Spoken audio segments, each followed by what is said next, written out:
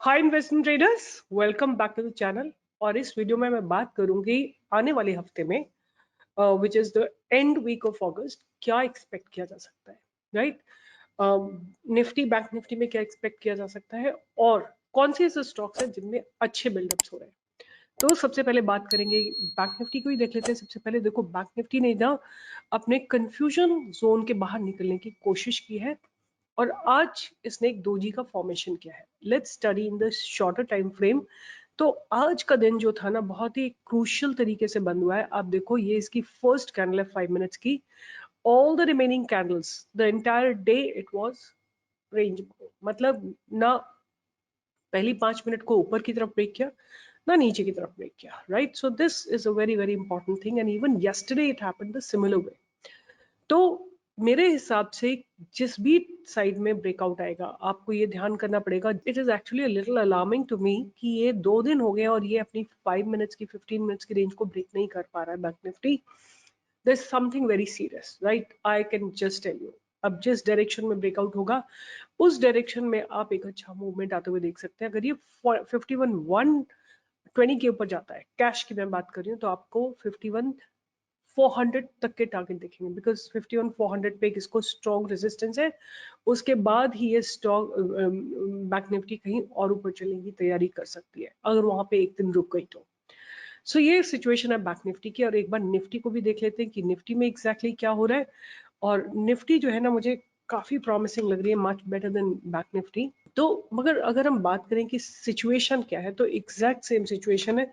Nifty ने भी अपने 15 मिनट की जो फर्स्ट कैंडल है उसके हाई और लो को ब्रेक नहीं करा है। अब निफ्टी के पास तो बहुत सिंपल सा क्राइटेरिया, बहुत क्लियर अंडरस्टैंडिंग है कि open equal to high candle अगर ब्रेक होगी यहाँ पे कल, मतलब मंडे को, then only Nifty will go up. और निफ्टी अगर ऊपर जाएगा तो हो सकता है आपको बैंक निफ्टी भी ऊपर चलता हुआ दिखाई दे, right? But as of now, market is stuck up in a range, right? And that's very alarming. It's not, it's an indication of a big movement coming in any direction. So this is this. और मैं आप लोगों से बात करना चाहूंगी कि अगर आप मेरा वीडियो लगातार देखते हैं, यूजुअल मतलब हर रोज देखते हैं, तो मुझे बताओ आपने बजाज ऑटो देखा कि नहीं देखा। आज के मैं आपको ट्रेड्स दिखाती हूँ। Have a look at Bajaj auto, what a breakout, right? I have been telling you this. Dixon, what a breakout, right? Top पे दिया था मैंने आपको कि how many people dare to give it at the top. Motherson Sumi, ये आपको bye के लिए दे रखा है मैंने आपको 188 189 के ऊपर बोला था बाय करने को। 198 का इसने हाई लगाया आज के दिन, राइट। आप कुछ भी स्टॉक्स उठा के देखिए, आपको दिख जाएगा। एमसीएक्स मैंने बाय के लिए दिया था आपको, एमसीएक्स यहाँ पे कहीं पे बाय के लिए दिया था 3192 इन, अच्छा ये तो पुरानी बात हो गई, बट यहाँ पे बाय दिया था आपको इस जगह पे 4200 के आसपास, इस जोन में बाय दिया था 4300 के आसपास, और वहां से इसने 4900 का हाई लगाया। तो इस तरह की रिसर्च, मतलब कुछ ना कुछ तो मुझे दिखता है ना। ओआई कैसे चेंज हो रहा है, डिलीवरी परसेंट कैसे इंक्रीज हो रही है, टेक्निकल सेटअप कैसा बन रहा है, मतलब बहुत ज्यादा इन सारी चीजों को जब आप कोलेट करेंगे तब आपको एक अच्छा खासा मूवमेंट आता हुआ दिखाई देगा। इस वीडियो में मैं बात करूंगी आगे आने वाले हफ्ते में मुझे क्या लग रहा है कि 2 दिन जो गए हैं ये थर्सडे फ्राइडे के, ये बहुत रेंज बाउंड थे। मार्केट किसी न्यूज का, किसी ट्रिगर का वेट कर रहा है। जैसे ही ट्रिगर्स मिलेंगे आपको एक डायरेक्शनल मूव मिलेगा, चाहे वो ऊपर की तरफ हो चाहे वो नीचे की तरफ हो, आप उसमें definitely you can look for a breakout trade. मेरे हिसाब से Nifty looks very promising to move towards 25,000 and bank Nifty को रेजिस्टेंस है 51,400 पे। आज मैं इस वीडियो में आपको क्विकली बात करूंगी कि मेरे रडार पे कौन से स्टॉक्स हैं। तो पहला स्टॉक जो मेरे रडार पे है वो है Bharti Airtel, right. The first stock that I have on my radar is Bharti Airtel, right. So Bharti Airtel को अगर आप नोटिस करेंगे, there is a strong barrier at this level which is 1526। I would make it very very very safe. We will buy it above 1530, right.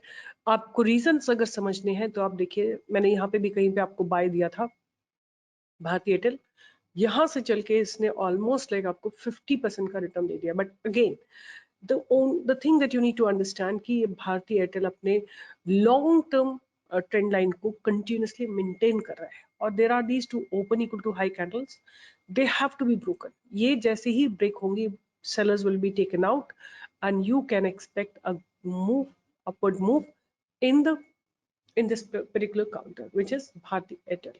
So Bharti Airtel को आप ध्यान में रख सकते हो, और जब भी ये ट्रेंड लाइन पे गिरता है आप और एक्यूमुलेट कर सकते हैं. It's from the past price, right? There's no other reason except that this is how it has been maintaining itself. तो बाइंग अबव 1528 और आपका स्टॉप लॉस रहने वाला है कुछ 1480 का, और टारगेट्स आपके ऊपर की तरफ खुले हुए हैं 1600 1650, मतलब ऊपर की तरफ आपको 10% का मूव आराम से देखने को मिल सकता है. दूसरा स्टॉक जो मेरे रडार पे रहने वाला है वो है क्यूमेंस इंडिया. क्यूमेंस इंडिया काफी समय से कंसोलिडेट कर रहा है.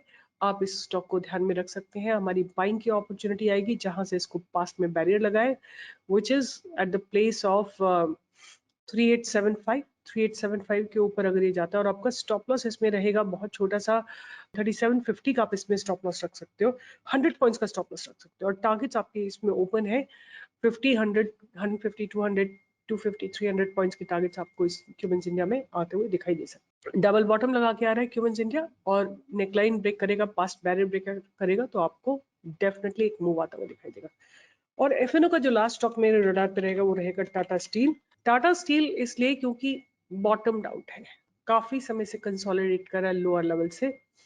आप इसमें बाइंग की अपॉर्चुनिटी ढूंढ सकते हैं जब भी ये स्टॉक 156 को क्रॉस करता है. 156 को क्रॉस करता है तो आपका एक्युमुलेशन जोन रहेगा 150 के आसपास, या स्टॉप लॉस रहेगा 150 के आसपास. टारगेट्स आपको 160, 165, ये सारे टारगेट्स 170 तक के टारगेट आपको इसमें आराम से आते हुए दिखाई दे सकते हैं आने वाले 1-1.5 महीने के अंदर. सो टाटा स्टील मेरा तीसरा स्टॉक है. अब मैं आपको दो कैश के स्टॉक दे रही हूँ. तो पहला स्टॉक जो मैं रडार पे रखना चाहूंगी वो है RailTel. RailTel has given my favourite breakout. ये मैं आपको ऑलरेडी दे भी चुकी हूँ. वही सेम आपका लॉजिक रहेगा कि ट्रेंड लाइन को मेंटेन कर रहा है stock, long term trend line को मेंटेन कर रहा है. यहाँ से देखिए आप, लॉन्ग टर्म ट्रेंड लाइन को मेंटेन कर रहा है स्टॉक, और कंसोलिडेट करने के बाद आज इसने ब्रेकआउट दिया है. तो आपकी बाइंग की अपॉर्चुनिटी इस जोन में ही हो सकती है, फ्रॉम 470 टू 507. इस 30 पॉइंट्स के जोन में आप कहीं पे भी बाय कर सकते हैं. स्टॉप लॉस आपका स्ट्रिक्ट रहेगा एट अबाउट 450, और ऊपर की तरफ आपको इसमें 600 क्रॉस होता हुआ दिखाई देता है, 615 क्रॉस होता है दिखता है, तो आपको 665, 700 तक के टारगेट्स मिल जाएंगे, विच इज रेलटेल. एंड जो लास्ट स्टॉक मैं आपको देने जा रही हूँ वो है अपार इंडस्ट्रीज. अपार industry also looks good because इसने अपने अगेन, बट इसमें ना मुझे एक ही इशू था अपार इंडस्ट्रीज में कि इसमें टारगेट्स मुझे बहुत स्ट्रॉन्ग नहीं दिखाई दे रहे थे.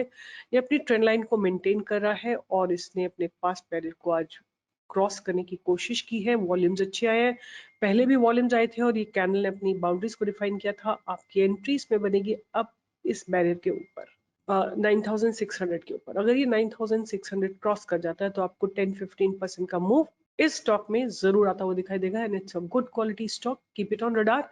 आप में से कई लोग लिखे हुए आप महंगे महंगे स्टॉक्स देते हो, तो जो आता है जहां पे आपका टेक्निकल सेटअप बनता है, मैं वही स्टॉक दूंगी. I hate to give penny stocks if there is no technical setup, though no good fundamentals, I just will not give it to you. But आप कैसे बोल सकते हो? मैंने आपको जो ये स्टॉक्स दिए थे, मदरसन सुमी 150 160 रुपए का स्टॉक था, राइट?